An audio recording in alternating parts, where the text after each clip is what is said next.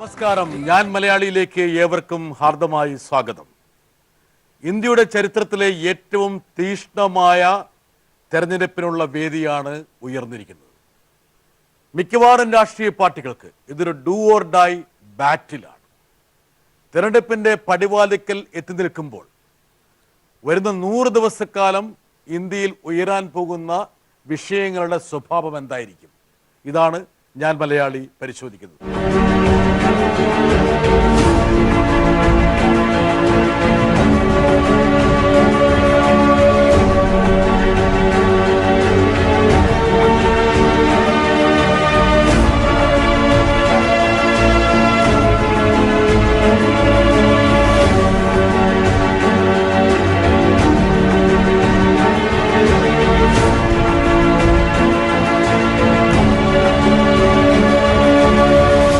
ചർച്ചയിൽ പങ്കെടുക്കുന്നത് advocate A Rahim, DYFI സംസ്ഥാന സെക്രട്ടറി, ഡോക്ടർ ശൂരനാട് രാജശേഖരൻ, കോൺഗ്രസ് നേതാവ്, ജേക്കബ് ജോർജ്, മാധ്യമ പ്രവർത്തകൻ, വിനീത വിജയൻ, ദളിത് ആക്ടിവിസ്റ്റ്, രാഹുൽ ഈശ്വർ, ആക്ടിവിസ്റ്റ്, ശ്രീജിത്ത് പണിക്കർ, സാമൂഹ്യ നിരീക്ഷകൻ, നൌഫൽ വിദ്യാർത്ഥി.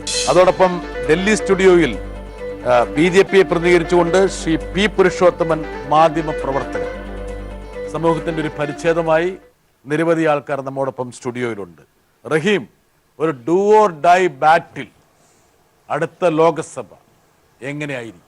ലോകസഭാ തെരഞ്ഞെടുപ്പിൽ നേരത്തെ സൂചിപ്പിച്ചതുപോലെ തന്നെ ഇന്ത്യയുടെ ചരിത്രത്തിലെ നിർണായകമായ തെരഞ്ഞെടുപ്പായിരിക്കും. ഏറ്റവും തീഷ്ണമായൊരു പോരാട്ടം. തീർച്ചയായിട്ടും അത് ഇനി മോദി യുഗമായിരിക്കുമെന്ന് പറഞ്ഞാണ് കഴിഞ്ഞ കാലം 2014 നാം തിരിഞ്ഞു നോക്കി. ഇനി മോദി ഇറയാണ് എന്നായിരുന്നു ഒരു ധാരണ പൊതുസമൂഹത്തിൽ പടർത്തിയത്. ഒരു 20 വർഷത്തേക്ക് ഇനി വേറെ നോക്കണ്ട.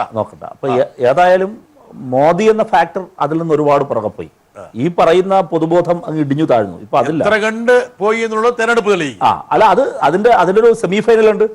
ആ പെർഫോമൻസ് നമുക്ക് നോക്കാൻ, ടീമിന്റെ പെർഫോമൻസ് നോക്കാൻ സെമി ഫൈനൽ റിസൾട്ട് ഉണ്ട്. ഫൈനൽ നടക്കാൻ പോകുന്നതേ ഉള്ളെങ്കിലും സെമി ഫൈനൽ കഴിഞ്ഞതാണല്ലോ. ഹരിയാന നിയമസഭയിലേക്ക് നടന്ന ഉപതെരഞ്ഞെടുപ്പിൽ ഒരു കോൺഗ്രസിന്റെ മുഖ്യ വക്താവ് 3ാം സ്ഥാനത്തേക്ക് പോയിട്ട്, അവിടെ ഞാൻ പറയാം, അതൊരു വലിയ എക്സാമ്പിൾ ആണ്.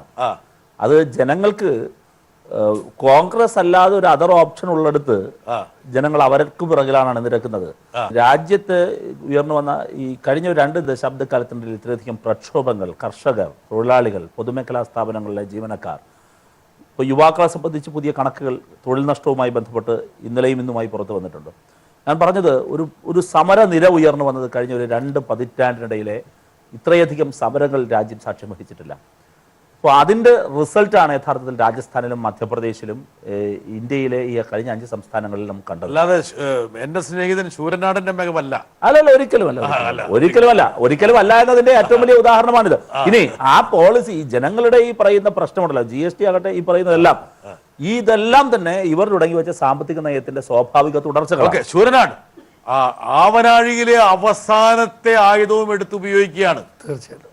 ഏതായിരിക്കും പിന്നെ ജേക്കബ് ജോർജ് അവസാനത്തെ ശൂരനാടന്റെ ആയുധം?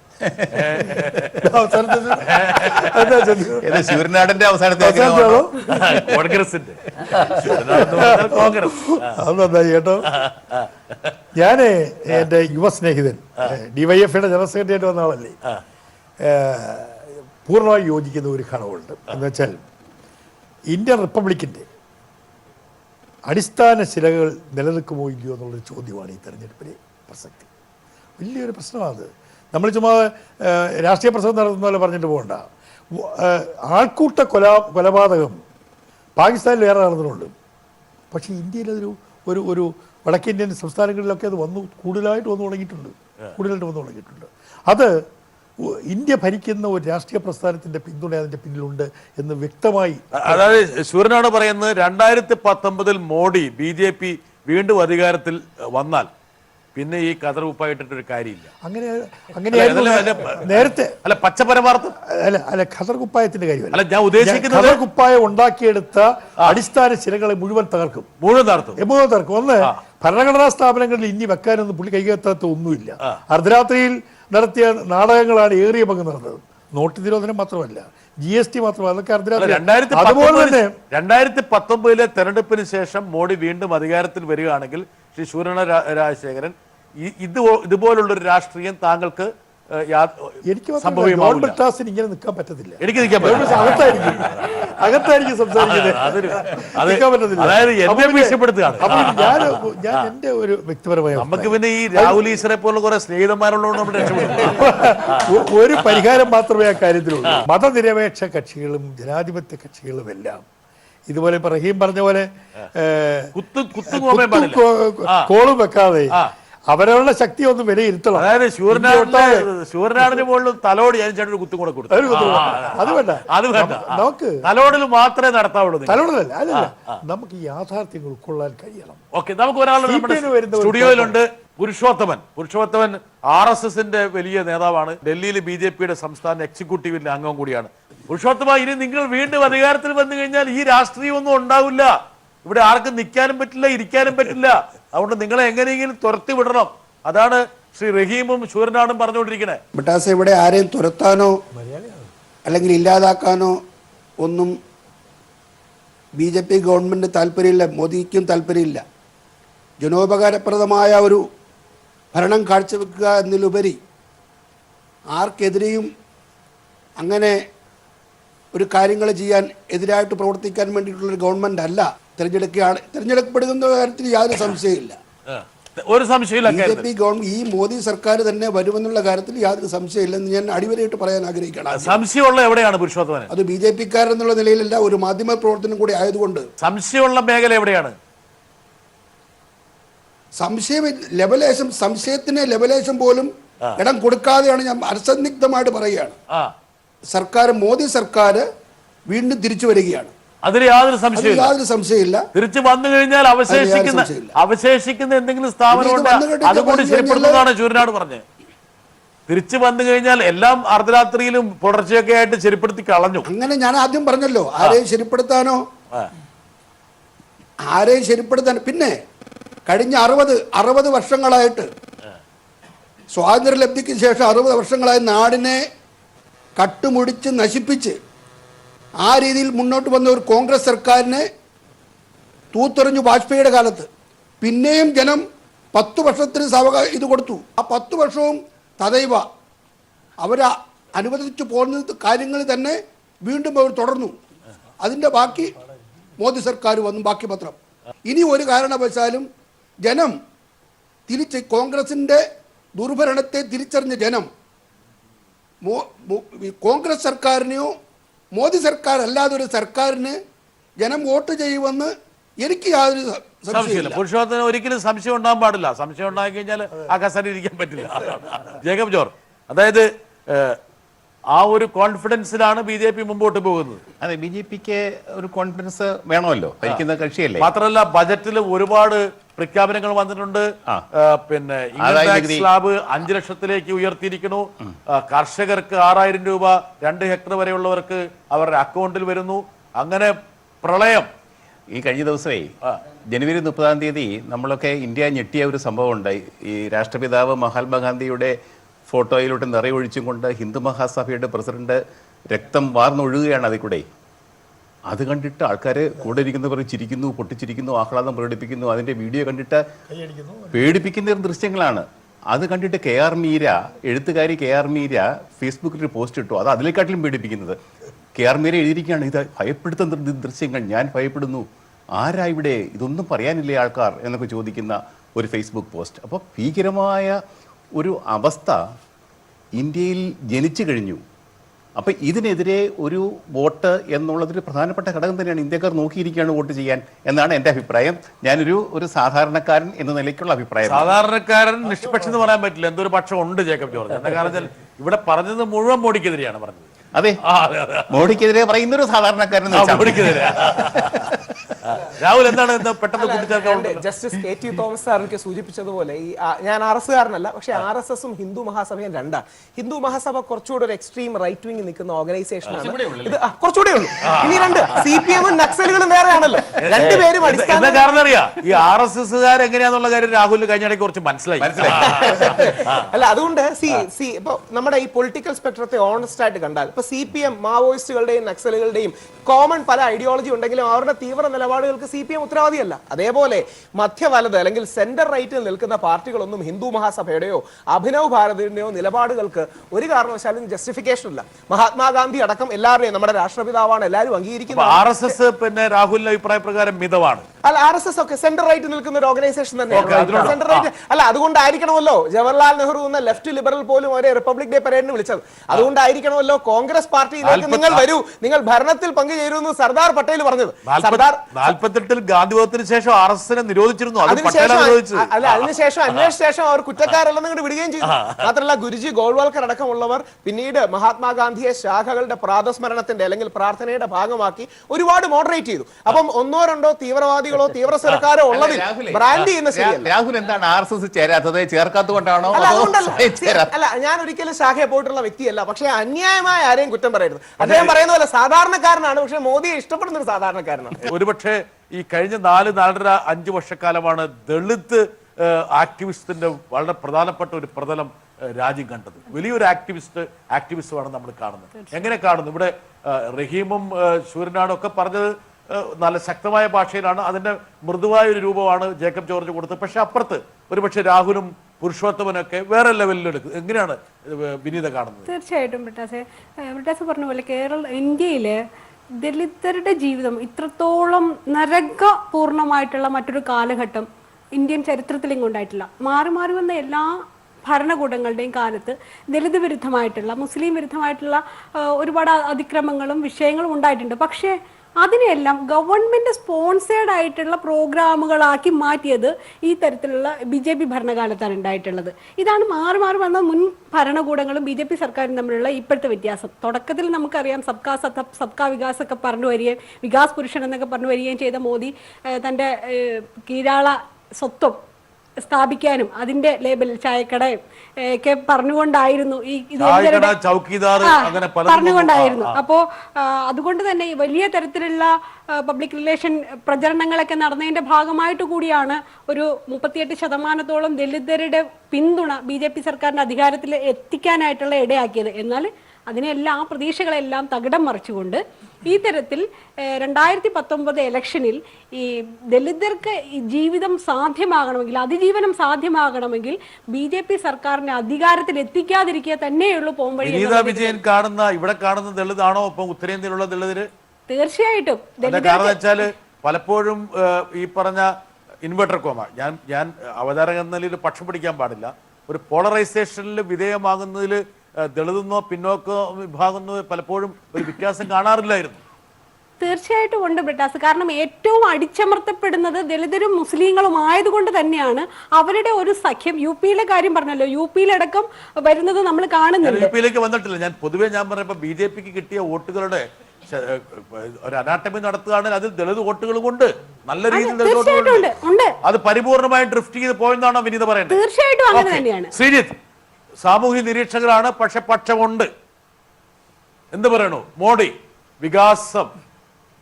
വികസനം സബ്കാ വികാസ്, ഇന്ത്യ വലിയ രാജ്യം, ഇങ്ങനെയൊക്കെയുള്ള പല സിംബൽസും ബിംബങ്ങളും നമ്മുടെ മുമ്പിലേക്ക് തന്നു. താങ്കൾ തൃപ്തനാണോ അതെയോ അതൃപ്തി ഉണ്ടോ? ചില കാര്യങ്ങളിൽ തൃപ്തനാണ്, ചില കാര്യങ്ങളിൽ അതൃപ്തിയുണ്ട്. അതൊരു 60-40 പറയാം. 60 ഫേവർ ചെയ്യുന്നു, 40 60% തൃപ്തനാണ്. 60% തൃപ്തനാണെന്ന് പറയാം. പക്ഷേ 40% തൃപ്തനല്ലതാണ്. രാഹുലിന് 70% ഉള്ളൂ, അപ്പൊ 10% വ്യത്യാസമുള്ളൂ. രാഹുൽ ഗാന്ധി അങ്ങനെ ഓപ്പണായിട്ട് സപ്പോർട്ട് ചെയ്യുന്ന ഒരാളല്ല. അപ്പൊ അതുകൊണ്ട് തന്നെ നമുക്കിവിടെ രാഹുൽ ഗാന്ധി ഇപ്പോഴത്തെ പ്രശ്നം ഇതാണ്. ഈ രാഹുൽ കാരണം ഈ രാഹുലാണോ ആ രാഹുലാണോ ഏത് രാഹുലാണ് കോൺഗ്രസ് രാഹുൽ സംശയമാണ്. ശൂരനാടിന്റെ നേതാവ് രാഹുൽ ഈശ്വറാണോ രാഹുൽ ഗാന്ധിയാണോ ഒരു സംശയമുണ്ടോ? അല്ല, അത് കുഴപ്പമില്ല. ഈ രാഹുലിന് ഒരു കാവി കളറിൽ ഇട്ടിട്ടുണ്ട്, അതുകൊണ്ട് കൺഫ്യൂഷൻ. രാഹുൽ കൃത്യമായിട്ട് ഇപ്പൊ ബ്രാൻഡ് ചെയ്യപ്പെടുന്നു, കൃത്യമായി സ്വയം ബ്രാൻഡ് ചെയ്യുന്ന. അല്ല, ഞാൻ നേരത്തെ പറഞ്ഞതെന്ന് വെച്ചാൽ ഇപ്പൊ ഈ പറഞ്ഞ പോലെ വികാസ പുരുഷൻ അല്ലെങ്കിൽ ലോകത്തിലെ ഏറ്റവും കൂടുതൽ വികസനം എന്നൊക്കെയുള്ളത് കുറെ ഒരു ബ്രാൻഡ് ബിൽഡിംഗ് ആണ്, ഒരു ഇമേജ് ബിൽഡിംഗ് ആണ് മോദി ഒരു വശത്ത് കൊണ്ട് നടത്തിക്കൊണ്ടുവന്നത്. ഇതേപോലെ തന്നെ ഒരു ഇമേജ് ബിൽഡിംഗ് ആണ് ഇപ്പോൾ ഓപ്പോസിഷനിൽ നിന്നിട്ട് രാഹുൽ ഗാന്ധിയുടെ നേതൃത്വത്തിലും ചെയ്തുകൊണ്ടുവരുന്നത്. അപ്പോൾ ആശയങ്ങൾ അല്ലെങ്കിൽ ആരോപണങ്ങളുടെ കാര്യങ്ങളിൽ എത്രത്തോളം കഴമ്പുണ്ട് എന്നതിനേക്കാളും ആ ഒരു ഇമേജ് കൊണ്ടുവരാൻ, അതായത് മോദി ഒരു എന്താ പറയുക അഴിമതി സപ്പോർട്ട് ചെയ്യുന്ന ഒരാളല്ല എന്നുള്ള രീതിയിലുള്ള ഒരു ഇമേജ് BJP കൊണ്ടുവന്നപ്പോൾ അതിനെ അദ്ദേഹം അഴിമതിക്കാരനാണ് അല്ലെങ്കിൽ അഴിമതിയുള്ള ആൾക്കാർ അദ്ദേഹത്തിന്റെ മന്ത്രിസഭയിലുണ്ട്, അതിനെ അദ്ദേഹം പലപ്പോഴും പിന്തുണയ്ക്കുന്നു, അല്ലെങ്കിൽ അവർ പോലും അറിയാത്ത കാര്യങ്ങളിൽ അദ്ദേഹം തീരുമാനങ്ങൾ എടുക്കുന്നു എന്ന രീതിയിലേക്ക് കൊണ്ടുവരുത്താനുള്ള ഒരു ശ്രമം രാഹുൽ ഗാന്ധി നയിക്കുന്ന കോൺഗ്രസിന്റെ ഭാഗത്ത് അല്ലെങ്കിൽ ഓപ്പോസിഷനിലുള്ള പാർട്ടികളുടെ ഭാഗത്ത് നിന്ന് ഉണ്ടാകുന്നുണ്ട്. ആ രീതിയിലുള്ള ഒരു image building ആണ് രാഹുൽ ഗാന്ധി 1 to 10 സ്കെയിൽ നരേന്ദ്രമോദി വീണ്ടും തിരിച്ചു വരാനുള്ള സാധ്യത എത്രയാണ്? 1 to 10 സ്കെയിൽ നരേന്ദ്രമോദി തിരിച്ചു വരാൻ BJPക്ക് കേവല ഭൂരിപക്ഷം എന്നല്ല, പക്ഷേ മറ്റുള്ള സഖ്യകക്ഷികളുടെ പിന്തുണയോടുകൂടി തിരിച്ചു വരാനുള്ള സാധ്യത ഒരു 7.5. ഓക്കെ, 7.5. ക്വിക്ക് ആയിട്ട് നൗഫൽ എങ്ങനെ കാണുന്നു? ഒരു വിദ്യാർത്ഥിയാണ്, ചെറുപ്പക്കാരുടെ ഒരു എന്താ പറയണ്ടേ ആസ്പിറേഷൻസിനെയാണ് ഒരുപക്ഷെ കഴിഞ്ഞ പ്രാവശ്യം നരേന്ദ്രമോദി വല്ലാതെ ക്യാപ്ചർ ചെയ്യുന്നത്. ഞാൻ പൊളിറ്റിക്കൽ സയൻസിൽ PhD ചെയ്യാണ്. അപ്പോൾ അതുകൊണ്ട് എനിക്ക് തോന്നുന്നത് ഇന്ത്യൻ ജനാധിപത്യ ചരിത്രത്തിലെ ഏറ്റവും ജനാധിപത്യത്തിന്റെ ഒരു സുവർണ്ണ കാലഘട്ടമായിരുന്നു മോദി കാലഘട്ടം എന്നാണ് എൻ്റെ വിശ്വാസം. കാരണം ഏറ്റവും അടിത്തട്ടിലെ മനുഷ്യർ എന്താണ് ജനാധിപത്യമെന്ന്, എന്താണ് ജനാധിപത്യത്തിന്റെ വിലയെന്ന് മനസ്സിലാക്കാൻ ഒരു മോദി വരേണ്ടി വന്നു.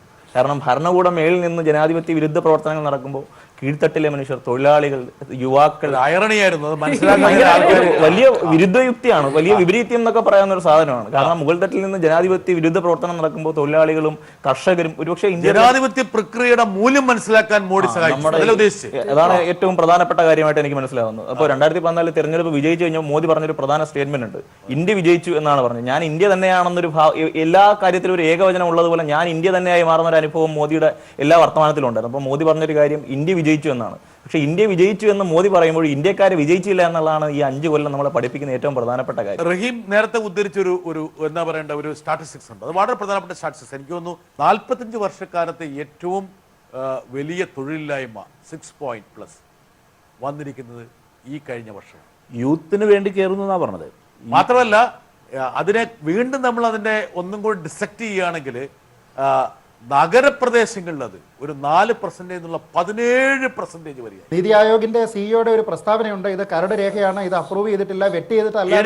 എനിക്ക് ഞാൻ ആ ചർച്ച മുഴുവൻ കഴിഞ്ഞ ദിവസം കണ്ടതാണ്. എന്താ കാരണം വെച്ചാൽ ഇതിനെ ഒരു ഓട്ടോണമസ് ഓർഗനൈസേഷൻ ആണെന്ന് പറയുന്നു, അതിന്റെ ആക്ടിംഗ് ചെയർമാൻ ഉൾപ്പെടെയുള്ള ആൾക്കാർ രാജിവെക്കുന്നു. അതിനുശേഷം വേറൊരു ഓർഗനൈസേഷൻ വന്ന് പറയാണ് ഈ ഓർഗനൈസേഷൻ.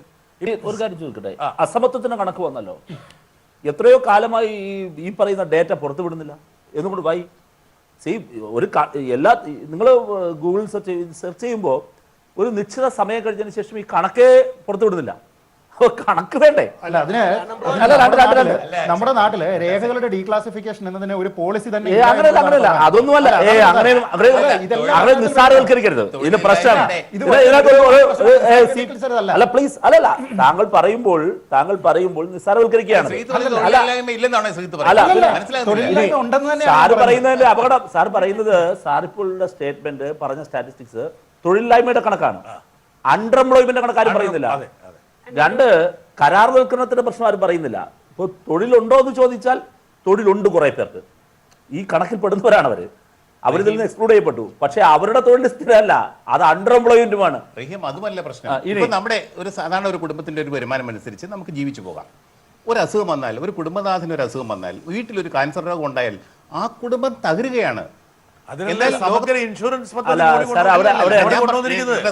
ഒരു കാര്യം ഞാൻ പറഞ്ഞോട്ടെ, ആ കണക്കിന് ഒരു ന്യൂവാൻസ് ഉണ്ട്. അത് ശരിയാണ്, ജോബിന്റെ കാര്യം പ്രധാനമല്ലെന്ന് ആരും പറയില്ല. അതുകൊണ്ടാണ് ഇന്ത്യയിലെ വലതുപക്ഷത്തെ മാധ്യമങ്ങൾ പോലും ഹൗ ഈസ് ദ ജോബ്സ് എന്ന് പറയുന്ന ഹൗ ഈസ് ദ ജോഷിന് കൗണ്ടറായിട്ട് എടുത്തു. പക്ഷെ 2 കാര്യങ്ങളുണ്ട്, അത് പ്രധാനമാണ്. ശ്രീ നരേന്ദ്രമോദി ശ്രദ്ധിക്കേണ്ട വിഷയമാണ്, ഈ കുറഞ്ഞ സമയത്തിനെങ്കിലും അല്ലെങ്കിൽ കൂടുതൽ ശ്രദ്ധിക്കേണ്ട വിഷയമാണ്. അതോടൊപ്പം ഇന്ത്യയിൽ 3-4% ഫോർമൽ സെക്ടറിൽ എംപ്ലോയ്മെന്റ് ഉള്ളൂ, ബഹുഭൂരിപക്ഷം ഇൻഫോർമൽ ആയിട്ടുള്ള സെക്ടറിലാണ്. അതിലെ കണക്ക് ക്ലിയർ അല്ല. 2 മുദ്രാ ലോൺ വഴി ഒരുപാട് ഓൺട്രപ്രണർഷിപ്പ് വന്നു, അതിന്റെ കണക്കുകളും വേണ്ട രീതിയിൽ കോഡിഫൈഡ് അല്ല. അവിടെയാണ് ശ്രീ ബിബേക് റോയ് അടക്കം, നേരത്തെ പറഞ്ഞ ശ്രീ അമിതാഭ് കാന്ത് അടക്കം ഒരു റിവൈസ്ഡ് കണക്കുകളോ കുറെ കൂടെ യാഥാർത്ഥ്യം റെപ്രസെന്റ് ചെയ്യുന്ന കണക്കുകളോ ഉള്ളത്. ശരിയാണ്, ഇതൊരു കുറെ കൂടെ ശ്രദ്ധിക്കേണ്ട ഏരിയ ആണെന്ന് എനിക്ക് തോന്നുന്നു. ശ്രീ നരേന്ദ്രമോദിയോട് ചോദിച്ചാൽ അദ്ദേഹം പോലും സമ്മതിക്കുന്നു. പക്ഷേ ഈ ഇൻഫോർമൽ സെക്ടറിലെ ബാക്കി വരുന്ന ജോലികൾ, അതോടൊപ്പം ഓൺട്രപ്രണറിയലായി വരുന്ന ജോലികൾ, കോടി തൊഴിൽ അധികം വാഗ്ദാനം ചെയ്ത് അധികാരത്തിലേക്ക് വന്നൊരു ഭരണാധികാരി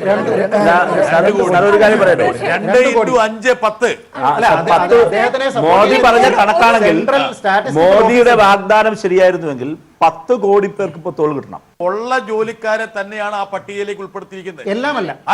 അതാണ് അതിനകത്തെ അല്ലല്ല, സ്റ്റാറ്റിസ്റ്റിക്സിലെ ഏറ്റവും വലിയ പ്രോവിഡന്റ് ഫണ്ട് ഇൻഷുറൻസ് തുടങ്ങിയവയൊക്കെ അങ്ങനെ വരാൻ പറ്റില്ല.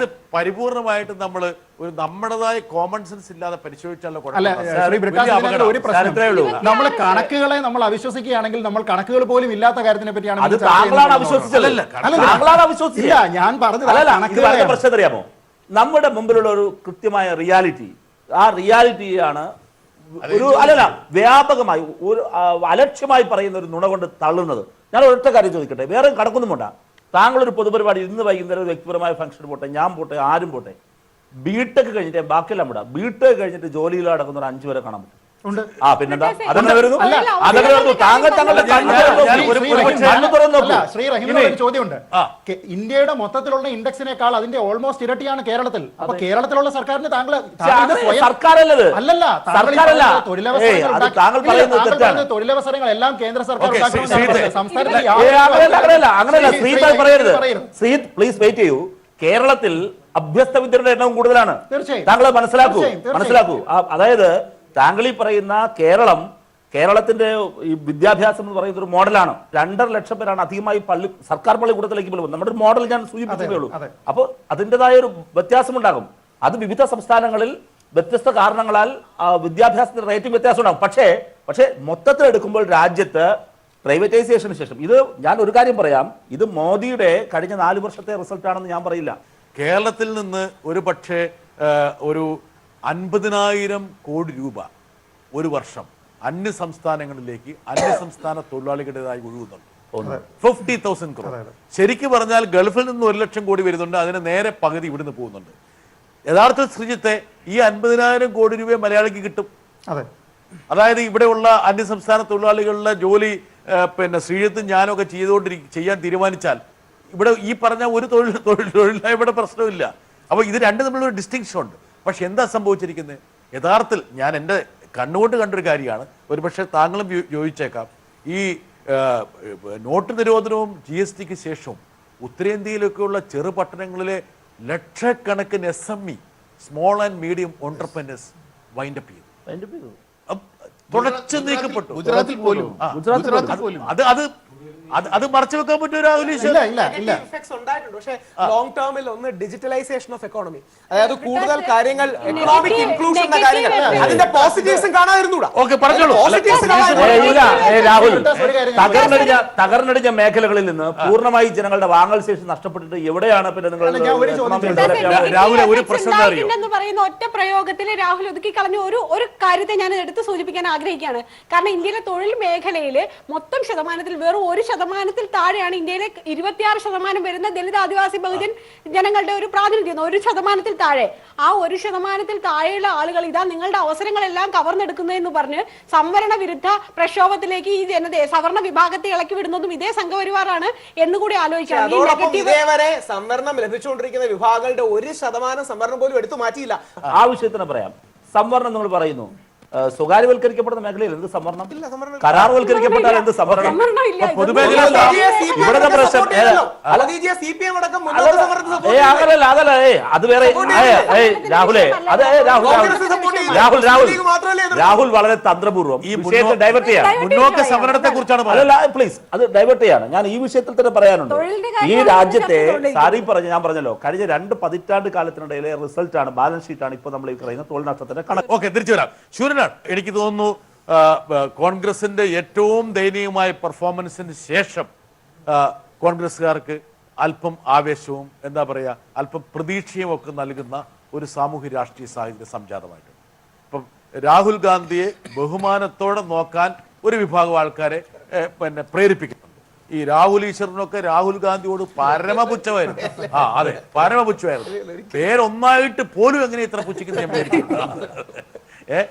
പക്ഷെ ആ പ്രതീക്ഷയും ആ ഒരു മതിയോ അങ്ങോട്ട് എത്താൻ ഇപ്പോഴും ഞാൻ കണക്കൂട്ട് നോക്കിയിട്ടും ഈ 100 എന്നുള്ള അക്കത്തിന് അപ്പുറത്തേക്ക് പോകാൻ പറ്റുന്നില്ല. അല്ല, നമുക്ക് ഇപ്പൊ ഈ പറഞ്ഞതിനെ പറ്റി എനിക്കൊരു വാക്ക് പറയാം. നല്ലൊരു സബ്ജക്റ്റാണ് വന്നത്. 2 ദിവസമായിട്ട് നമ്മൾ കാണുന്ന വാർത്താ മാധ്യമങ്ങൾ കാണുന്ന പുറത്തു വന്ന റിപ്പോർട്ട്, ഇന്ത്യ ഗവൺമെന്റ് സ്റ്റാറ്റിസ്റ്റിക്കൽ ഡിപ്പാർട്ട്മെന്റിന്റെ national survey of India office പുറത്തുവിട്ട വിവരമാണ് നമുക്ക് കിട്ടിയത്. 1972 ശേഷം ഇത്രയും കൂടുതൽ തൊഴിലില്ലായ്മയുടെ നിരക്ക് കൂടിയ ഒരു കാലഘട്ടം ഇന്ത്യയിൽ ഉണ്ടായിട്ടില്ല. 6.1+ പോയിരിക്കുന്നു. 1972 ഭീകരമായിരുന്നു. അവിടെ നിന്നാണ് കോൺഗ്രസ് സർക്കാരുകളുടെ അതിശക്തമായ എന്ന് പറഞ്ഞാൽ ഓൾ ഇന്ത്യ ആണ്, നഗരങ്ങളിൽ അത് 17ആണ്. അല്ല ഞാൻ പറഞ്ഞേ, ആ കോൺഗ്രസ് സർക്കാരിന്റെ പടിപടിയായ പ്രവർത്തനങ്ങളുടെയും ഈ കാര്യത്തിലുള്ള ഊന്നലിന്റെ അടിസ്ഥാനത്തിലാണ് അത് കുറച്ച് കൊണ്ടുവന്ന് വളരെ ഇതായിട്ട് കൊണ്ടുവന്നത്. ഇപ്പോൾ വന്നപ്പോൾ സ്ഥിതി എന്താ?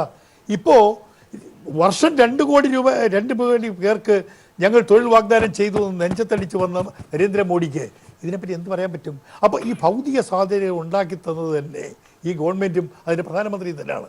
ഇന്ത്യയിലെ ചെറുപ്പക്കാരാണ് അവർ വോട്ട് ചെയ്തത്. 20% വരുന്ന ചെറുപ്പക്കാരുടെ വോട്ട് വാങ്ങിച്ചിട്ട് ആ ചെറുപ്പക്കാരെയാണ് ഏറ്റവും കൂടുതൽ ക്രൂരമായി ചതിച്ചിട്ടുള്ള ഒരു ഭാഗം. ഒരു വാരം കൂടെ ഈ റിപ്പോർട്ട് ഇപ്പോൾ പറഞ്ഞല്ലോ, രാഹുൽ പറഞ്ഞു, ഈ റിപ്പോർട്ട് ഇങ്ങനെ വന്നതാണ്. ഈ റിപ്പോർട്ട് മാത്രമല്ല എല്ലാ റിപ്പോർട്ടുകളും ഒരു UN റിപ്പോർട്ട് 10 വർഷക്കാലത്തിൽ ഒരിക്കൽ ഇറങ്ങുന്ന കുഞ്ഞുങ്ങളുടെ പോഷകാഹാരക്കുറവിൻ്റെയും ശിശുക്കളുടെ മരണത്തെ പറ്റിയുള്ള റിപ്പോർട്ട് UN റിപ്പോർട്ടുണ്ട്. മോഡി ഗുജറാത്തിൽ മുഖ്യമന്ത്രിയായിരുന്ന കാലത്ത് പുറത്തിറങ്ങിയ റിപ്പോർട്ട് ഇന്ന് വരെ വെളിച്ചം കാണിക്കാൻ കഴിഞ്ഞിട്ടില്ല. എല്ലാ മേഖലയും തകർത്തു. 45 വർഷക്കാലത്തെ ഏറ്റവും വലിയ തൊഴിലില്ലായ്മ, അതിന് ആധ്യക്ഷം വഹിക്കുകയാണ് നരേന്ദ്രമോദി. 6.1 നഗരങ്ങളിൽ 17%, 2 കോടി തൊഴിൽ ഒരു വർഷം ഉണ്ടാക്കുമെന്ന് പറഞ്ഞിട്ട് 2 കോടി തൊഴിൽ ഓരോ വർഷം എടുത്തുകൊണ്ട് പോയി. നിങ്ങൾ പുരുഷോത്തമ ഇതൊക്കെ പറഞ്ഞിട്ട് എങ്ങനെ വോട്ട് ചോദിക്കാൻ പറ്റും? മാധ്യമപ്രവർത്തകരാണ് ഞാനും നിങ്ങളും. മാധ്യമപ്രവർത്തകരാണ്. ആദ്യകാലത്ത് നമ്മുടെ ടെലിപ്രിന്റർ, അതിനുശേഷം കമ്പ്യൂട്ടർ വന്നു. കമ്പ്യൂട്ടർ വന്നപ്പോൾ തൊഴിൽ മേഖലയിൽ പലരും തൊഴിലവസരങ്ങൾ നഷ്ടപ്പെടുന്നു എന്ന് ഒരു വലിയ ലഹള ഉണ്ടാക്കിയിരുന്നു. അതിനുശേഷം ഇപ്പോൾ ഡിജിറ്റൽ കാലമാണ്. അപ്പോൾ പല കാര്യങ്ങളും മാറ്റം വരുന്നതോടൊപ്പം തന്നെ തൊഴിലവസരങ്ങൾ ഉണ്ടായിക്കൊണ്ടിരിക്കുകയാണ്. പിന്നെ വേറൊരു കാര്യം എനിക്ക് പറയാനുള്ളത്, ഇരിക്കുന്നതിന് മുമ്പേ കാൽ നേടാൻ പറ്റില്ലല്ലോ, വീടുകയല്ലേ. ഒരു കുഞ്ഞു പറക്കണമെങ്കിൽ പോലും 9 മാസം മിച്ചം വേണം. കേവലം 65 വർഷങ്ങൾക്ക് ശേഷം 4.5 വർഷം കൊണ്ട് അധികാരത്തിലിരിക്കുന്ന മോദിക്ക് 65 വർഷങ്ങളായിട്ട് ചെയ്തിരുന്ന കാര്യങ്ങൾ, അഴിമതിയും പ്രവൃത്തിയും എല്ലാം ഈ 4.5 വർഷം കൊണ്ട് പെട്ടെന്ന് അച്ഛേദിൻ ഉണ്ടാക്കാൻ പറ്റുമോ? അദ്ദേഹം സത്യപ്രതിജ്ഞ ചെയ്യുന്ന ആദ്യം തന്നെ പറഞ്ഞിരുന്നു, ഞാൻ ചില കടുത്ത തീരുമാനങ്ങൾ എടുക്കും, ജനങ്ങൾക്ക് അതുകൊണ്ട് ചില ബുദ്ധിമുട്ടുണ്ടാവും, അത് ഭാവിയിലേക്ക് നല്ല കാര്യങ്ങളാണ് എന്ന് അദ്ദേഹം തുടക്കത്തിലേ പറഞ്ഞു. Startup India, standup India, make in India. Patel ആദ്യ പ്രധാനമന്ത്രിയാണെങ്കിൽ നന്നായിരിക്കും എന്നാണ്. പക്ഷെ നമ്മൾ നെഹ്റുജിയെ മോശമായി കരുതുന്ന ഒരു നറേറ്റീവിലേക്കല്ല. പക്ഷേ സർദാർ പട്ടേലിന് ഇത്രയും വർഷമായി ഡ്യൂ ആയ ഭാരതരത്ന കൊടുത്തത് 40 വർഷത്തിന് ശേഷം. നരേന്ദ്രമോദിക്ക് പകരം നമ്മുടെ അദ്വാനി പ്രധാനമന്ത്രി ആയിരുന്നെങ്കിൽ എന്ന് ചരിത്രം പറയും. ഇനി വരാൻ പോകുന്ന ചരിത്രം പറയും. പ്രധാനമന്ത്രി ആയിരുന്നെങ്കിൽ പക്ഷേ നരേന്ദ്രമോദി ഗാന്ധി ഇന്ത്യയിലെ മനസ്സുകളെയാകെ കൂട്ടിയോജിപ്പിച്ചയാളും ഇന്ത്യയിലെ പ്രവിശ്യകളെ കൂട്ടിയോജിപ്പിച്ച ആളാണ് പട്ടേൽ. പ്രവിശ്യകളെ കൂട്ടിയോജിപ്പിച്ച പട്ടേലിന്റെ പ്രതിമയും മനസ്സുകളെയാകെ കൂട്ടിയോജിപ്പിച്ച ഗാന്ധിക്ക് വെടിയുണ്ടയും കൊടുത്തു മാത്രമല്ല, ആ ഗാന്ധിയുടെ കണ്ണട മാത്രം എടുത്ത് കക്കൂസ് പണിക്ക് പോയി. പ്രിയങ്ക ഗാന്ധി വഴിയിലാണ്. ഇനിയിപ്പോ ഒന്നുമില്ല. ഇനി പ്രിയങ്കയുടെ 2 കുട്ടികളുണ്ട്, പക്ഷെ അതിപ്പോ ആയിട്ടില്ല. അവസാനത്തെ വരാൻ പോകുന്നേ ഉള്ളൂ. ഇന്ത്യ വലിയ രാജ്യമാണ്, ചൈനയുടെ അപ്പുറത്തേക്ക് കടക്കും, ഇന്ത്യ മാനുഫാക്ചറിങ് ഹബ്ബാക്കും എന്ന് നരേന്ദ്രമോദി പറഞ്ഞ ശേഷം ആ പട്ടേലിന്റെ പ്രതിമ എന്തിനാണ് ചൈനീസ് കമ്പനിക്ക് കൊടുത്തത്? നമ്മ വല്ല ഇന്ത്യക്കാരനെ കൊണ്ട് ഉണ്ടാക്കിക്കൂടായിരുന്നോ? ഇവിടെ മലയാളികളായ എത്ര പട്ടേലിന്റെ പ്രതിമയും ചൈനയെ ലോക രാജ്യങ്ങളെ കവച്ചു വെക്കുന്ന മോദിജിയുടെ വിഷനും തമ്മിൽ പരസ്പരം യാതൊരു ബന്ധവുമില്ല. പട്ടേലിന്റെ പ്രതിമ ഒരു 555 നാട്ടുരാജ്യങ്ങളെ കൂട്ടിയോജിപ്പിച്ച വ്യക്തിയാണ് സർദാർ വല്ലഭായ് പട്ടേൽ. ഈ രാജ്യത്തെ 555 നാട്ടുരാജ്യങ്ങളെ. അത് ഇതൊക്കെ ഇന്ന് ഒരു കാര്യം, നെഹ്റു ഒരാൾ ചോദിച്ചു എന്താണ് കാശ്മീരും ഹൈദരാബാദും തമ്മിലുള്ള വ്യത്യാസമെന്ന്. അപ്പൊ അത് that is A difference between Pandit Jawaharlal Nehru and Sardar Patel. Sardar Patel ഹൈദരാബാദിനെ കൂട്ടിയോജിപ്പിച്ചു, അവിടെ പ്രശ്നങ്ങളില്ല. കാശ്മീർ ബന്ധം വെച്ചിട്ട് ഷെയ്ഖ് അബ്ദുള്ളയോട് ബന്ധം വെച്ചിട്ട് കാശ്മീർ പരിഹരിക്കാൻ നെഹ്റു പോയി. അവിടെ ഇന്നൊരു കീറാമുട്ടിയാണ് അവശേഷിക്കുന്നു. വളരെ അങ്ങനെയുള്ള ഒരു ദേശസ്നേഹിയുടെ വളരെ വ്യക്തമായി. പ്രതിമയാണ്. ഐഡിയോളജിക്കലായ കാര്യം, മഹാത്മാഗാന്ധിയുടെ രണ്ട് കൈകൾ പോലെ, അല്ലെങ്കിൽ ഇന്ത്യ ശരീരത്തിന്റെ ഇടതോട്ട് ചാഞ്ഞിരിക്കുന്ന ഒരു കൈയായിരുന്നു ലെഫ്റ്റ് ലിബറലായ നെഹ്റുജി, വലതോട്ട് ചാഞ്ഞിരിക്കുന്ന പട്ടേൽ. ഞങ്ങൾക്കെല്ലാം പട്ടേലിനെ ഇഷ്ടം. എന്റെ അടക്കമുള്ള വിശ്വാസം പട്ടേൽ ആദ്യ പ്രധാനമന്ത്രിയാണെങ്കിൽ നന്നായിരിക്കുമെന്നാണ്. പക്ഷെ നമ്മൾ നെഹ്റുജിയെ മോശമായി കരുതുന്ന ഒരു നറേറ്റീവിലേക്കല്ല. പക്ഷേ സർദാർ പട്ടേലിന് ഇത്രയും വർഷമായി ഡ്യൂ ആയ ഭാരതരത്ന കൊടുത്തത് 40 വർഷത്തിന് ശേഷമാണ്. ഇതിനുശേഷം കോൺഗ്രസിന്റെ ഏറ്റവും വലിയ നേതാവായ പ്രധാനമന്ത്രി ആകേണ്ടിയിരുന്ന പട്ടേലിനെ ശ്രീ ഗാന്ധിജി പറഞ്ഞുകൊണ്ട് മാത്രം തന്റെ പ്രധാനമന്ത്രി സ്ഥാനത്ത് നിന്ന് മാറി നിന്ന, കോൺഗ്രസിന്റെ ഹെഡായി മാറി നിന്ന പട്ടേലിനെ ആദരിച്ചു എന്നുള്ള കാര്യം പോസിറ്റീവായി കാണണ്ടല്ലേ? അതിന് ശിവനാഥ് സാറിന് പോലും സ്നേഹം തോന്നണ്ടല്ലേ? സർദാർ പട്ടേലിനെ ബഹുമാനിച്ചു എന്നുള്ള കാര്യം പോസിറ്റീവ്. ശൂരനാട് സാറിന്റെ ആഭ്യന്തരമന്ത്രിയായിരുന്ന ആളാണ്. രാഹുൽ പറഞ്ഞു നരേന്ദ്രമോദി പട്ടേൽ പ്രധാനമന്ത്രി ആയിരുന്നെങ്കിൽ നരേന്ദ്രമോദിക്ക് പകരം നമ്മുടെ അദ്വാനി പ്രധാനമന്ത്രി ആയിരുന്നെങ്കിൽ എന്ന് ചരിത്രം പറയും. ഇനി വരാൻ പോകുന്ന ചരിത്രം പറയും. പ്രധാനമന്ത്രി ആയിരുന്നെങ്കിൽ അങ്ങനെയല്ല കാണുന്നത്. അതിനകത്തൊരു അപകടമുണ്ട്. കഴിഞ്ഞ 5 വർഷത്തിനൊരു വ്യത്യാസമാണ്. ഗാന്ധി ഇന്ത്യയിലെ മനസ്സുകളെയാകെ കൂട്ടിയോജിപ്പിച്ചയാളും ഇന്ത്യയിലെ പ്രവിശ്യകളെ കൂട്ടിയോജിപ്പിച്ച ആളാണ് പട്ടേൽ. പ്രവിശ്യകളെ കൂട്ടിയോജിപ്പിച്ച പട്ടേലിന് പ്രതിമയും മനസ്സുകളെയാകെ കൂട്ടിയോജിപ്പിച്ച ഗാന്ധിക്ക് വെടിയുണ്ടയും കൊടുത്തു എന്ന് മാത്രമല്ല, ആ ഗാന്ധിയുടെ കണ്ണട മാത്രം എടുത്ത് കക്കൂസ് പണിക്ക് ഉപയോഗിച്ചു, സ്വച്ഛ ഭാരതത്തിന് ഉപയോഗിച്ചു. എന്ന് പറഞ്ഞറിയുമോ, ഗാന്ധിയുടെ ഒരുപാട് പ്രിൻസിപ്പിൾസിൽ ഒരെണ്ണം മാത്രമായിരുന്നു ശുചിത്വവുമായി ബന്ധപ്പെട്ടും ഒരു പ്രിൻസിപ്പിളും. വളരെ എത്ര ഭംഗിയായിട്ടാണ് BJP ചെയ്തത്. നമ്മുടെ ചർച്ച ആരാണ് കേമൻ എന്നല്ല, നമ്മുടെ ചർച്ച 2019 ആരാണ് കേമൻ. അതാണ് 19 തെരഞ്ഞെടുപ്പിൽ ആര് കേമനാവും? ശൂരനാട്. ശൂരനാടിന്റെ കയ്യിലുള്ള എല്ലാ ആയുധങ്ങളും പുറത്തേക്ക് എടുത്തു കഴിഞ്ഞു എന്ന് ഞാൻ പറയാൻ കാരണം എന്താ വെച്ചാൽ, പ്രിയങ്ക ഗാന്ധിയെ വഴിയിലിറക്കി. ഇനിയിപ്പോ ഒന്നുമില്ല. ഇനി പ്രിയങ്കയുടെ 2 കുട്ടികളുണ്ട്, പക്ഷെ അതിപ്പോ ആയിട്ടില്ല. അവസാനത്തെയായി തുറപ്പിച്ചിട്ട് വരാൻ പോകുന്നേ ഉള്ളൂ. തുറപ്പിച്ചിട്ട് വരാൻ പോകുന്നത് ഞാൻ അതാണ് തുറപ്പിച്ചിട്ട് വരാൻ പോകുന്നത്. നദി കാണുന്നില്ല ഈ മുഖം, യെച്ചൂരിയുടെ മുഖം. ഈ ഇന്ത്യയിലെ ദേശീയ പ്രസ്ഥാനത്തിൽ കോൺഗ്രസ് കഴിഞ്ഞാൽ യോജിക്കേണ്ട ഏറ്റവും വലിയ ഘടകം ഈ കമ്മ്യൂണിസ്റ്റ് പ്രസ്ഥാനങ്ങളാണ്. അവരിന്ന് പല കഷ്ണങ്ങളായി കിടക്കുകയാണ്, പല കഷ്ണങ്ങളായി. അവർ സഹായിക്കുന്ന ആരെയാണ് സഹായിക്കുന്നത്? BJP വീണ്ടും അധികാരത്തിൽ. അവർക്ക് മാറ്റം വരാൻ പോവാണ്, അവർക്ക് വലിയ മാറ്റം വരാൻ പോവാണ്. അതാ തുറപ്പിട്ട് ഇന്ത്യയിൽ ഇന്ത്യയിൽ കമ്മ്യൂണിസ്റ്റ് പാർട്ടികൾ കൂടി കോൺഗ്രസും മതേതരത്വ പ്രസ്ഥാനങ്ങളും എടുക്കുന്ന നിലപാടിന്, അതായത് 31% വോട്ട് വാങ്ങിക്കുകയും ബാക്കി 69% ഭിന്നിച്ചു കളയുകയും ചെയ്ത 2014 തെരഞ്ഞെടുപ്പിന് അന്ത്യം കുറിക്കുവാൻ ഇന്ത്യയിലെ പ്രതിപക്ഷ കക്ഷികൾ, മതേതരത്വത്തിൽ വിശ്വസിക്കുന്നവർ, ജനാധിപത്യത്തിൽ വിശ്വസിക്കുന്നവർ, മഹാത്മാഗാന്ധി തന്ന ഏറ്റവും വലിയ സംഭാവനകളെല്ലാം വിശ്വസിക്കുന്നവർ, അവർ ഒരുമിച്ച് ചേരാൻ വരുന്നു. നൗഫൽ ഒരു രാഷ്ട്രീയ മീമാംസ വിദ്യാർത്ഥി കൂടിയാണ്, വിദ്യാർത്ഥിയല്ല ഗവേഷകൻ കൂടിയാണ്. നൗഫൽ, ഈ നമ്മളിപ്പം ഒരുപക്ഷെ ഇന്ത്യയുടെ തെരഞ്ഞെടുപ്പ് ചിത്രം നോക്കുമ്പോൾ ശ്രീ നരേന്ദ്രമോദി പറയുന്നതിലൊരു കാര്യമുണ്ട്, എനിക്കെതിരെ നിങ്ങളെല്ലാവരെയും കൊണ്ട് ഒരുമിച്ച് വരുവാണ്. ഫാക്ച്വൽ ആയിട്ടുള്ള സ്റ്റേറ്റ്മെന്റ് ആണ്. അതായത് നിങ്ങളെല്ലാവരും കൂടി ഒരുമിച്ച് ചേർന്നാൽ മാത്രമേ എൻ്റെ ഒപ്പം എത്തുന്നുള്ളൂ നിങ്ങളിതിനെ സമ്മതിക്കുന്നു. അപ്പം നിങ്ങൾ എൻ്റെ വലിപ്പം അംഗീകരിക്കുകയാണ് പരോക്ഷമായിട്ടാണെന്ന് അദ്ദേഹം പറയുന്നത്. BJP സംഘപരിവാറോ പട്ടേലിനോടുള്ള സ്നേഹം കൊണ്ടല്ല പട്ടേലിനെ ആഘോഷിക്കുന്നത്. പട്ടേലിനെ വിട്ടേക്ക്, നമുക്കിപ്പം മോഡി, രാഹുൽ ഗാന്ധി, സീതാറാം യെച്ചൂരി, ശ്രീ പിണറായി വിജയൻ, ചന്ദ്രബാബു നായിഡു, അങ്ങനെ പോവുകയാണ്. മായാവതി അല്ലെങ്കിൽ വിനീത പടങ്ങും ഒക്കെ, പിന്നെ അഖിലേഷ്. അപ്പോൾ എനിക്കൊന്ന് ഗാന്ധിക്കെതിരായിട്ടുള്ള ഒരു നറേറ്റീവ് ഉയർത്തിക്കൊണ്ടുവരിക എന്നുള്ളത് മാത്രമാണ് അതിന്റെ ലക്ഷ്യം. 2014 CSDS നടത്തിയ പഠനത്തിൽ പറയുന്ന 2 കാരണങ്ങളാണ് BJPയുടെ വളർച്ചയ്ക്ക് കാരണം. ഒന്ന്, മോദി തരംഗം തന്നെയാണ്. മോദി ഒരു വലിയ പ്രഭവ കേന്ദ്രമായിട്ട് അവതരിപ്പിക്കപ്പെട്ടു മാധ്യമങ്ങളിലൂടെ. 2, കോൺഗ്രസിനെ എങ്ങനെയെങ്കിലും പുറത്താക്കുക, ഗെറ്റിംഗ് ദ റാസ്കൽസ് ഔട്ട് എന്നുള്ളൊരു ആശയത്തിലേക്ക് സാധാരണക്കാരായ ജനങ്ങൾ പൊറുതിമുട്ടിയ, അഴിമതി കൊണ്ടോ ഭരണപരമായിട്ടുള്ള ഒരു ബാധ്യത കൊണ്ടോ ഒക്കെ പൊറുതിമുട്ടിയ ജനങ്ങളെ എങ്ങനെയെങ്കിലും പുറത്താക്കാൻ മറ്റൊരു ഓപ്ഷൻ അവർക്കില്ല.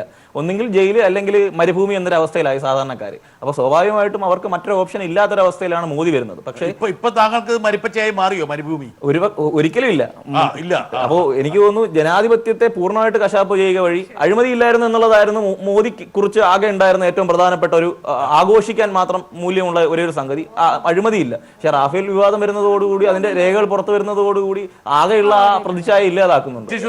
നമുക്ക് ഏത് ഭാഗമാണ് വേണ്ടത്? 2019 തെരഞ്ഞെടുപ്പ് 2019 നിങ്ങൾ എക്ക് ബി ടീം ആകുന്നു ഒരാക്ഷേപം, രണ്ട്, നിങ്ങൾക്ക് ഒരു മൃദുഹിന്ദുത്വ ഭാവമുണ്ട്. 3, അതായത് നിങ്ങളുടെ ബദൽ എന്ന് ഉദ്ദേശിക്കുന്നത് BJPയുടെ തന്നെ ആണ്. ഇതാണ് 3, അല്ലേ? അതല്ലേ? 2019 തെരഞ്ഞെടുപ്പിൽ 2 ചേരിയേ ഉണ്ടാകുന്നുള്ളൂ, അല്ല 3ാമതൊരു ചേരി വരില്ല. ഫെഡറൽ ചേരിക്ക് വേണ്ടി ചന്ദ്രശേഖർ റാവുവും മമതാ ബാനർജിയും ഒക്കെ ശ്രമിക്കുന്നുണ്ടെങ്കിൽ പോലും അവരുടെ ഒക്കെ ലക്ഷ്യം ഒന്നേ ഉള്ളൂ, മായാവതിക്കും അവർക്കൊരു പ്രധാനമന്ത്രിയാണ്, ഇന്ത്യയിൽ ഒരു പ്രധാനമന്ത്രി സ്ഥാനമേ ഉള്ളൂ, അത് ഭിന്നിച്ചു പോകും. പക്ഷേ 2 ചേരി മാത്രമേ 2019 തെരഞ്ഞെടുപ്പ് വരൂ മദ്രാസെ. ഇനി എന്തൊക്കെ വേണാലും അതെന്ന് വെച്ചാൽ ജനാധിപത്യവും മതേതരത്വവും സോഷ്യലിസവും പറഞ്ഞു തേഞ്ഞ വാക്കുകളാണെങ്കിലും അതൊക്കെ ജീവിക്കണോ മരിക്കണോ എന്നുള്ളൊരു നിലപാട് വരുമ്പോൾ ഒറ്റ 2 ചേരിയായിട്ട് തിരിക്കുന്നു. ഒരു ഭാഗത്ത് ഇപ്പോൾ പറഞ്ഞല്ലോ BJP മാത്രമാണ് വന്നതെന്നൊക്കെ പറഞ്ഞു. BJP ഒറ്റയാനൊന്നും അല്ലായിരുന്നു. 28 പാർട്ടികളെ ഒരുമിച്ച് ചേർത്തുകൊണ്ടാണ് കഴിഞ്ഞ തെരഞ്ഞെടുപ്പിൽ നരേന്ദ്രമോദി 2014 മോഡിക്ക് കേവല ഭൂരിപക്ഷം ഉണ്ടായിരുന്നു. മോഡിക്ക് കേവല ഭൂരിപക്ഷം ഉണ്ട്. ഞാൻ പറഞ്ഞോട്ടെ, 28 ഐ ഡു അഡ്മിറ്റ് ചേർത്തിട്ടാണ് വന്നത്. പക്ഷേ അവരുടെ കൂടെ ചേർന്നവരാരൊക്കെ ഉണ്ട് ഇപ്പോൾ? ഒന്നുകിൽ അർത്ഥം മാറ്റി, അല്ലെങ്കിൽ സ്വയം പിരിഞ്ഞുപോയി. ബാക്കിയുള്ള ആരാണുള്ളത്? ശിവസേനയാണ്, ഏറ്റവും വലിയ തീവ്രവാദ ഹിന്ദുത്വ. ആ ശിവസേനയാണ് പറഞ്ഞത് പ്രിയങ്ക ഗാന്ധിയുടെ വരവ് ഇന്ത്യൻ രാഷ്ട്രീയത്തിലെ വഴിത്തിരിവായിരിക്കും എന്ന് ശിവസേന. അത് സർട്ടിഫിക്കറ്റ് എടുത്തോ? ഞാൻ പറഞ്ഞു വരുന്ന ഒരു കാര്യം, അവർ ഏത് നിമിഷം മാറും. ഞാൻ അവരെ പറഞ്ഞല്ല, അവർ പറഞ്ഞത് അവരുടെ ഉദ്ദേശം എന്താ? അവര് പോലും ഉദ്ദേശിക്കുന്നു നരേന്ദ്രമോദിയുടെ ഈ സർവാധിപത്യം ഫാസിസ്റ്റ് തകരണം എന്ന്. അതൊരു കുശുമ്പ് തീവ്രവാദം എന്നുള്ള വാക്ക് വളരെ സ്ട്രോങ് ആണ്. തീവ്ര സ്വരം എന്ന് ഉപയോഗിച്ച പിന്നെ ഒരു കാര്യം കൂടി, ശിവസേനയെ കുറിച്ച് തീവ്ര സ്വരം എന്ന് പറയുന്നത് തീവ്ര സ്വരം ശിവസേനയുടെ പക്ഷത്തു അല്ലല്ല, അതുകൊണ്ടല്ല. ആരെ കുറിച്ച് പറയുമ്പോൾ ന്യായമേ. പശു അടക്കമുള്ള വിഷയങ്ങൾ ഗാന്ധിജി ഏറ്റവും ശക്തമായി ഉയർത്തിക്കൊണ്ടുവന്നതല്ലേ? ഗാന്ധിജി അടക്കം പശു സംരക്ഷണത്തിന് വേണ്ടി പോരാടിയവരാണ്. അപ്പൊ ഇന്ത്യയിൽ അങ്ങനെ കുറെ സാംസ്കാരിക യാഥാർത്ഥ്യങ്ങളുണ്ട്. പശു രാഷ്ട്രീയത്തിന്റെ പേരിൽ ദളിതരെയും മുസ്ലിങ്ങളെയും കൊന്നൊടുക്കുകയും ചെയ്ത സംഘപരിവാർ രാഷ്ട്രീയത്തിന്റെ വക്താക്കളാണ് ഇരുന്നുകൊണ്ട് അതിന് ന്യായീകരിക്കുന്നത്. പശുവിന്റെ സെന്റിമെന്റ്സ് ആയതുകൊണ്ടാണല്ലോ നമ്മുടെ ഭരണഘടനയിൽ പേരില് മനുഷ്യനെ കൊന്നൊടുക്കാനായിട്ട് ഈ സർക്കാർ അംഗീകരിക്കുന്നില്ല എന്ന് പറഞ്ഞാൽ ഇതേ മോദി സർക്കാരിന്റെ 4 വർഷത്തെ ഭരണകാലത്തിനിടയിൽ 120 ദളിതരും മുസ്ലിങ്ങളുമാണ് കൊല്ലപ്പെട്ടിട്ടുള്ളത്. ഇതാരുടെ മൗനാനുവാദത്തോടുകൂടിയാണ് നടക്കുന്നത്. ഇവർ നിഷേധിക്കുകയും അതിനൊപ്പം ഈ സാഹചര്യങ്ങളെ, വസ്തുതകളെ, സത്യങ്ങളെ എങ്ങനെയാണ് ഇവർക്ക് മറച്ചു വയ്ക്കാൻ സാധിക്കുന്നത്? വർഗീയ കലാപങ്ങളുടെയും മോബിലിറ്റിങ്ങളുടെയും നിരക്കിൽ കുത്തനെ ഉയർന്നു. ഇവരെടുക്കാൻ പോകുന്ന ഏറ്റവും പ്രധാനപ്പെട്ട അപകടം വരാൻ പോകുന്നത് രാമജന്മഭൂമി വീണ്ടും അജണ്ടയാക്കി എടുക്കുക.